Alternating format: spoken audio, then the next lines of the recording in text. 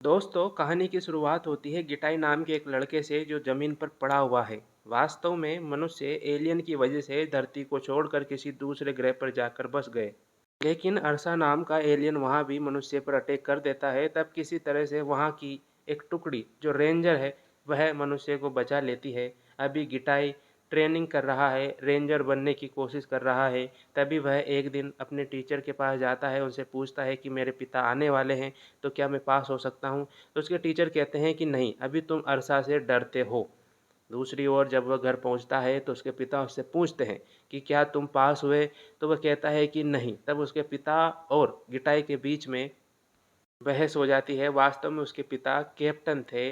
अगली सुबह साइफर अरसा नाम के उस मॉन्स्टर को लेकर किसी दूसरे ग्रह पर रिसर्च के लिए जा रहे होते हैं। लेकिन गिटाई की माँ की रिक्वेस्ट पर साइफर गिटाई को भी साथ में ले जाता है, क्योंकि साइफर चाहता है कि गिटाई के मन में मॉन्स्टर का डर खत्म हो जाए। जब रास्ते में जा रहे होते हैं तब गिटाई किसी तरह से वहाँ से निकलकर उस मॉन्स्टर के पास जाना चाहता है। लेकिन कुछ लोग उसे रोक लेते हैं और कहते हैं कि तुम नहीं जा सकते। जब उन्हें पता चलता है कि यह साइफर का बेटा है तब वह उसे जाने देते हैं। लेकिन गिटाई जैसे ही उसके पास पहुंचता है उसके शरीर से पसीना आने लगता है, जिससे मॉन्स्टर को पता चल जाता है और वह डर जाता है। यूनिवर्स में किसी तरह की हलचल की वजह से उनका अंतरिक्ष यान अपने टारगेट पर ना पहुंचकर धरती पर ही क्रैश लैंडिंग हो जाता है, जहां से ये लोग पहले जा चुके थे। जब गिटाई की आंख खुलती है तो वह देखता है कि यान के सभी लोग मर चुके हैं। लेकिन जैसे ही वह अपने पिता के पास जाता है तो उसे पता चलता है कि केवल उसके पिता और वही जीवित है। लेकिन उसके पिता के दोनों पैर टूट चुके थे उस क्रैश लैंडिंग की वजह से। अब उनके पास जिंदा बचने का केवल एक ही तरीका था कि वह धरती से सिग्नल भेजे अपने ग्रह पर, ताकि वहां से कोई उन्हें बचाने आ सके। लेकिन यान के सिग्नल की डिवाइस वाला हिस्सा कहीं दूर जाकर पड़ा था। तब साइफर गिटाई से कहता है कि बेटा, अगर हमें बचना है तो तुम्हें वहां जाना पड़ेगा। मैं मजबूर हूं अपने पैरों की वजह से, तो मैं नहीं जा सकता। तब गिटाई किसी तरह से वहां से निकल के जाता है। गिटाई के सूट पे लगे कैमरों की मदद से साइफर उसे रास्ता दिखाता रहता है। वास्तव में धरती पर अब केवल जंगली और खुंखार जानवर ही बचे थे। दूसरी ओर शाई पर बहुत ज़्यादा दर्द होते हुए भी पेन किलर नहीं लेता है, क्योंकि वह अपनी बेटी को याद करता है कि किस तरह से अरसा ने उसकी बेटी को ख़त्म कर दिया था। लेकिन वह अब अपने बेटे को नहीं खोना चाहता है। गिटाई जंगल के रास्ते से होते हुए किसी तरह से उस यान के पास पहुंचने की कोशिश करता है। लेकिन उसके पिता देखते हैं कि गिटाई के आसपास कुछ है। तब वह कहते हैं कि तुम्हें यहाँ से भागना पड़ेगा। वास्तव में कुछ जंगली बंदरों ने गिटाई को घेर लिया था। तब गिटाई बुरी तरह घबरा जाता है, लेकिन अपने पिता के कहने पर वह वहाँ से भागता है। भागते भागते एक रिवर में जाकर वह कूद जाता है और किसी तरह से अपनी जान बचाकर वहाँ से गिटाई निकल जाता है। आगे जाकर जब गिटाई रुकता है तब उसके पिता कहते हैं कि मुझे तुम्हारे ब्लड में कुछ चेंजेस दिखाई दे रहे हैं। तब वह देखता है कि उसे किसी जहरीले कीड़े ने काटा है। अब उसके पिता कहते हैं कि तुम्हें 2 इंजेक्शन जो फर्स्ट एड किट में रखे हुए हैं वो लगाने हैं। गिटाई किसी तरह से एक को लगा लेता है, लेकिन दूसरे को नहीं लगा पाता। तो उसके पिता कहते हैं कि जैसे हो वैसे ही ज़मीन पर लेट जाओ। तो दूसरा इंजेक्शन भी उसके हार्ट में लग जाता है। गिटाई वहीं पर बेहोश हो जाता है। सुबह जब गिटाई की नींद खुलती है तो वह फिर से चलने लगता है। लेकिन उसके पिता कहते हैं कि तुम्हें ऑक्सीजन की ज़रूरत है। वह एक कैप्सूल निकालता है और उससे ऑक्सीजन को ले लेता है। लेकिन उसके पास ज़्यादातर कैप्सूल टूट चुके होते हैं, केवल 2 ही बचते हैं। वह अपने पिता को नहीं बताता है। रात में गिटाई अपने पिता से पूछता है कि आप अरसा से किस तरह से लड़े? तो उसके पिता बताते हैं कि जब अरसा मेरे दोस्तों को मार रहा था तब मैं पूरी तरह से टूट चुका था और मैंने अपना सारा डर खो दिया। तब मुझे महसूस हुआ कि अब अरसा मुझे नहीं देख पा रहा है, क्योंकि मैं उससे डर नहीं रहा हूँ। अब फिर से गिटाई अपने पिता के बताए रास्ते पर चल रहा था, लेकिन उसे अब एक बड़ी पहाड़ी से कूदना था। तब वह फिर से अपना ऑक्सीजन निकालता है, लेकिन उसके पिता को पता चल जाता है कि उसके पास ऑक्सीजन किट नहीं बचे हैं। तब उसके पिता उसे फिर से बुलाने की कोशिश करते हैं, लेकिन गिटाई नहीं मानता।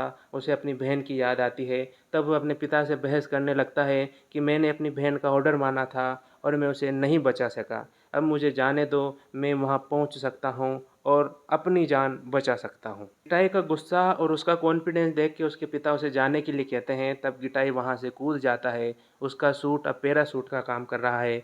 लेकिन उसके पिता देखते हैं कि कोई पक्षी उसका पीछा कर रहा है। तब वो उसे कहते हैं, लेकिन इसी बीच पक्षी उस पर अटैक कर देता है और गिटाई को ज़मीन पर गिरा देता है। जब गिटाई की नींद खुलती है तो उसे पता चलता है कि वह एक पक्षी के घोंसले में है। जैसे ही गिटाई वहाँ से जाने लगता है, कुछ टाइगर आ जाते हैं और उस पक्षी के सभी बच्चों को वहाँ पर खा जाते हैं। गिटाई पूरी कोशिश करता है उन्हें बचाने की, लेकिन वह उन्हें बचा नहीं पाता है।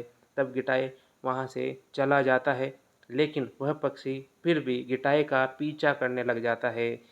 इस एक्सीडेंट के कारण गिटाई अपने पिता से कम्युनिकेशन खो देता है, लेकिन उसके पिता उसकी सारी बातें सुन रहे होते हैं। अब गिटाई एक गुफा से निकल कर जाता है और अपने पिता की तरह सोचने लगता है। फिर वह एक नक्शा बनाता है और उसके बाद में उसी के हिसाब से वहाँ से चलना शुरू करता है। डरे हुए गिटाई के सामने अब एक बड़ी नदी आती है, लेकिन किसी तरह से वह कुछ लकड़ियों को इकट्ठा करके एक नाव बनाता है और उस नदी को वहाँ वह पार कर लेता है। जैसे ही गिटाई नदी पार करता है, वहाँ का मौसम बदलने लगता है और बहुत ज़्यादा सर्दी पड़ने लग जाती है। ठंड की वजह से गिटाई बेहोश हो जाता है, लेकिन जैसे ही गिटाई सुबह उठता है तो उसे पता चलता है कि उसके ऊपर वही पक्षी आकर पड़ा हुआ है। वास्तव में वह पक्षी मर गया, उसने गिटाई की जान बचाई थी। इसके बाद में गिटाई वहाँ से चला जाता है, यान के दूसरे हिस्से के पास पहुँच जाता है और वहाँ से एक हथियार निकालता है। फिर वह देखता है कि अरसा वहाँ से निकल चुकी है। अब गिटाई सिग्नल और एक हथियार निकालता है। वह सिग्नल को अपने ग्रह पर पहुँचाने की कोशिश करता है, लेकिन एक वातावरण में बनी लहर की वजह से सिग्नल ऊपर नहीं जा रहा होता है। तब गिटाई अपने पिता की तरह सोचता है। वह सोचता है कि उसे ऊंचाई पर जाना पड़ेगा। तब वह वहां से एक पहाड़ की तरफ चलना शुरू करता है, लेकिन जंगल खतरों से भरा हुआ था। ऊपर से अरसा भी छूट चुकी थी, तो वह पूरी तरह से डर जाता है। इसी बीच उसे पता चलता है कि अरसा उसका पीछा कर रही है, लेकिन किसी तरह से वह अरसा से जान बचाता हुआ पहाड़ी के ऊपर वाले हिस्से पर चला जाता है। अरसा वहाँ भी उसका पीछा नहीं छोड़ती है। इसका कारण यह था कि गिटाई पूरी तरह से डरा हुआ था और उसके शरीर से पसीना निकल रहा था। इसलिए अरसा को पता चल जाता है कि गिटाई कहाँ है। तब अरसा ऊपर जाती है और गिटाई को बेहोश कर देती है। गिटाई को अपनी बहन की याद आती है। तब गिटाई के मन से अपना पूरा डर खत्म हो जाता है। अब उस मॉन्स्टर के लिए खुद गिटाई एक मॉन्स्टर बन चुका होता है। गिटाई के डर खत्म होने की वजह से मॉन्स्टर को नहीं पता होता है कि गिटाई किस तरफ है, लेकिन गिटाई उसे अच्छे से देख रहा होता है और उस पर धारदार हथियार से हमला करके गिटाई उस अरसा को वहाँ पर ख़त्म कर देता है। इसके बाद वह सिग्नल भेजता है अपने ग्रह पर। कुछ लोग उन्हें बचाने आते हैं, वहाँ से उन्हें लेकर चले जाते हैं। रास्ते में गिटाई अपने पिता को देखता है और उसके पिता खड़े होकर अपने बेटे को अपने पास बुलाते हैं और उसे गले से लगा लेते हैं और वह कहते हैं कि बेटा, मुझे तुम पर नाज है। तब गिटाई बहुत खुश होता है और वह अपने पिता के साथ ही हमेशा बैठा रहता है। इसके बाद में यान से उन्हें फिर से अपने ग्रह पर ले जाया जाता है। दोस्तों, ये कहानी यहीं ख़त्म होती है।